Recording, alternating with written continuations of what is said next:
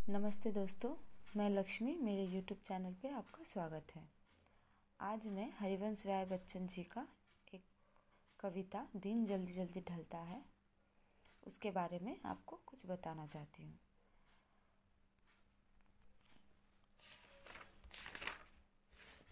देखिए, यहाँ पे आप देख सकते हैं। देखिए, कविता है ये, कुछ इस प्रकार है। दिन जल्दी जल्दी ढलता है, हो जाए ना पथ में रात कहीं, मंजिल भी तो है दूर नहीं। यह सोच थका दीन का पंथी भी जल्दी जल्दी चलता है, दिन जल्दी जल्दी ढलता है। पंथी का मतलब होता है यात्री, ढलना मतलब अंत हो जाना, यानी दिन जल्दी जल्दी ढल रहा है, अंत हो रहा है दिन का। तो इस कविता में जो यह कविता है, ये कविता डॉक्टर हरिवंश राय बच्चन जी के द्वारा लिखा गया है। और इस कविता में कवि ने क्षण प्रतीक्षण यानी समय का जो हम प्रतीक्षा करते हैं, तो उस क्षण प्रतीक्षण बीतते समय के साथ साथ लक्ष्य प्राप्ति की जो बेचैनी होती है उन्हें दर्शाया गया है। यहाँ कवि ने बताया है कि किस तरह से हमें अपने लक्ष्य में पहुँचना है और समय बीतता जा रहा है, तो हम अपने लक्ष्य को और बढ़ाएंगे, मतलब अपने पैर के कदम को और बढ़ाएंगे और अपने लक्ष्य की तरफ जल्द से जल्द चलेंगे। तो इस लाइन में कवि ने यह कहा है, इस पंक्ति में कवि ने यह कहा है कि दिन जल्दी जल्दी अर्थात शीघ्रता से ढल रहा है। इस कारण यह सोचकर कि रास्ते में कहीं रात न हो जाए, दिन भर का थका हुआ यात्री भी अपनी मंजिल अर्थात लक्ष्य या उद्देश्य तक शीघ्र पहुंचने हेतु जल्दी जल्दी चलता है। लक्ष्य का मतलब क्या हो सकता है? लक्ष्य अर्थात अपने रैन बसेरे मतलब हमें जहाँ तक पहुँचना है, वो हमारा घर हो सकता है, ठीक है, या फिर मतलब ये हमारा प्रियजन हमारे लिए इंतज़ार कर रहे हैं, ठीक है, तो वो कुछ भी हो सकता है। तो लक्ष्य अर्थात अपने रैन बसेरे या प्रिय तक शीघ्र पहुंचने की आतुरता का मतलब होता है बेचैनी के कारण उसे दिन जल्दी जल्दी ढलता यानी शीघ्र से बीतता हुआ प्रतीत होता है। कवि बार बार दोहराता है, इसीलिए कवि बार बार दोहराता है कि दिन जल्दी जल्दी ढल रहा है, यानी दिन शीघ्रता से ढल रहा है। देखिए, दूसरे काव्यांश में लिखा हुआ है, बच्चे प्रत्याशा में होंगे, प्रत्याशा का मतलब है आशा, नीरों से झांक रहे होंगे, नीरों यानी घोंसले, यह ध्यान परों में चिड़िया के भरता कितनी चंचलता है, दिन जल्दी जल्दी ढलता है। चंचलता मतलब गतिशीलता या तीव्रता यानी रफ्तार, और परो यानी पंखों, ठीक है। तो आप देख सकते हैं कि यहाँ पे बताया गया, यहाँ पे कवि ने स्पष्ट किया है, मतलब इस पंक्ति में ये जो काव्यांश है, ये जो दूसरा काव्यांश है, दूसरे काव्यांश में कवि ने अपनी बात को स्पष्ट करने के लिए चिड़ियों का उदाहरण दिया है, ठीक है, चिड़ियों का उदाहरण देते हुए अपनी बात को स्पष्ट किया है।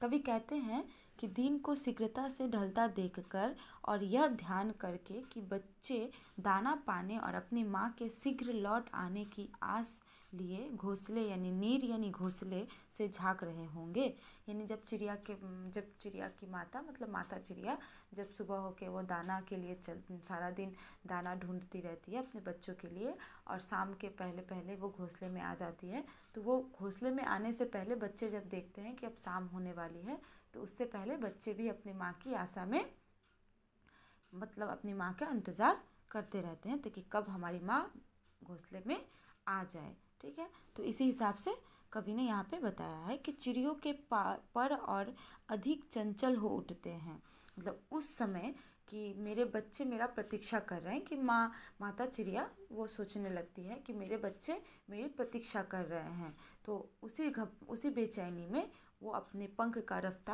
की रफ्तार जो है, चिड़िया अपने पंख की रफ्तार जो है वो बढ़ा देती है, ताकि वो जल्द से जल्द अपने बच्चों तक पहुंच सके, अपने घोंसले तक पहुंच सके। कवि पुनः कहते हैं कि समय जल्दी जल्दी बीत रहा है, बीतते समय के साथ शीघ्रता से उड़कर अपने घोंसलों की ओर वापस लौटती चिड़ियों के पैरों की चंचलता गति से कवि अत्यंत प्रभावित है। मतलब कवि कहते हैं कि जो चिड़िया की जो गतिशीलता है, मतलब उसकी जो उड़ने की जो गतिशीलता है, उससे कवि बहुत ही ज़्यादा प्रभावित है, अत्यंत प्रभावित है। अब देखिए, मुझसे मिलने को कौन विकल, विकल मतलब व्याकुल यानी बेचैन हो उठा, मैं हूँ किसके हित चंचल, या प्रश्न शिथिल करता पद को भरता, उर में विहलता है, दिन जल्दी जल्दी ढलता है। पद मतलब पैर हो गया, शिथिल मतलब ढीला पड़ जाना, विहलता, विहलता का मतलब बेचैनी होता है, और उर का मतलब होता है हृदय। हित, आप हित बोल सकते, किसके हित की, किसके हित चंचल, यानी जो वो मतलब कभी यहाँ पे हित मतलब किसी के लिए, ठीक है।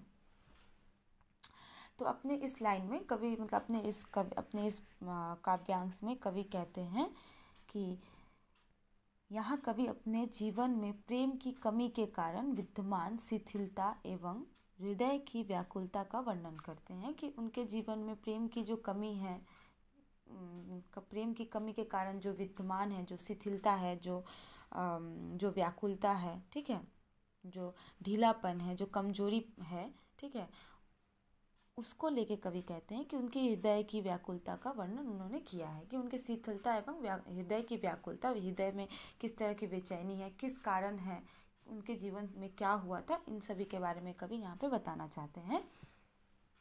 कवि कहते हैं कि दिन जल्दी जल्दी ढल रहा है, लेकिन उससे मिलने के लिए न कोई व्याकुल है और न ही उत्कंठित है। उससे यानी कवि अपने प्रिय के बारे में बता रहे हैं कि जिससे वो मिलना चाहते हैं। तो कवि कहते हैं कि मेरे जीवन में ऐसा कुछ नहीं है, दिन जल्दी जल्दी ढल रहा है, लेकिन मुझे उससे मिलने की कोई व्याकुलता नहीं है, इसलिए वह किसके लिए शीघ्रता करे। जैसे कि चिड़िया अपने बच्चों के लिए शीघ्रता कर रही है, चिड़िया अपने बच्चों के, दूसरे पंक्ति में चिड़िया का उदाहरण दिया गया कि चिड़िया अपने बच्चों के लिए व्याकुल है, वो अपने बच्चे के लिए अपने पंख को शीघ्र उड़ा रही है।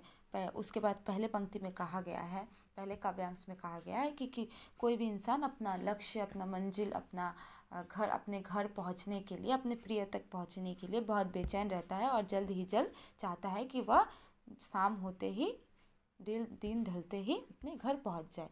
लेकिन ये जो तीसरा काव्यांश है, यहाँ कवि कहते हैं कि ये कवि अपने बारे में बता रहे हैं, यहाँ अपने मन के भावनाओं को बता रहे हैं कि उनके लिए मतलब वो जो जल्दी जल्दी जा रहा है, मतलब दिन जल्दी जल्दी ढल रहा है, लेकिन इससे कवि को कुछ नहीं है, इससे कवि के मन में कोई व्याकुलता नहीं है, कोई भी उत्कंठित नहीं है। क्यों नहीं है? इसलिए वह किसके लिए शीघ्रता करे, वो किसके लिए जल्दी जाए। कवि के अनुसार यह भाव उसके पैरों की गति को और शिथिल कर देता है तथा उसके हृदय में व्याकुलता और विहलता की भावना को बढ़ाता है। वास्तव में कवि अपने प्रियतम का संसर्ग चाहता है, ठीक है। वास्तव में तो कवि चाहता है कि कोई उसके लिए इंतज़ार करे, लेकिन ऐसा कुछ नहीं होता। वह पुनः दोहराता है कि दिन अर्थात समय शीघ्रता से व्यतीत हो जा रहा है, ऐसे में उससे भी अपनी मंजिल, अपने लक्ष्य तक पहुंचने की आतुरता रहनी चाहिए। यानी कवि पहले कवि कहते हैं कि मेरा तो कोई नहीं है, मैं किसके लिए शीघ्रता करूं, मेरा तो कोई इंतज़ार नहीं कर रहा है। फिर कवि फिर से दोबारा जब दोहराते हैं कि दिन जल्दी जल्दी ढलता है, उनके लिए भी कवि भी चाहते हैं कि उनका भी कोई मंजिल हो। पहले इस तीसरे काव्यांश में कवि पहले कहते हैं कि उनका कोई नहीं है, वो किसी के लिए वो किसी के लिए व्याकुल नहीं है, ठीक है, उनके मन में कोई व्याकुलता नहीं है, जल्दी जाने की कोई व्याकुलता नहीं है। फिर से कवि इसी काव्यांश में फिर से कवि कहते हैं कि वो किसके लिए जाए, उनके लिए, और वो भी चाहते हैं कि कोई उनके लिए इंतज़ार करे ताकि वो शीघ्र ही अपने लक्ष्य तक पहुँचे, ठीक है। तो बस इतना ही यहाँ पे बताया गया है। धन्यवाद।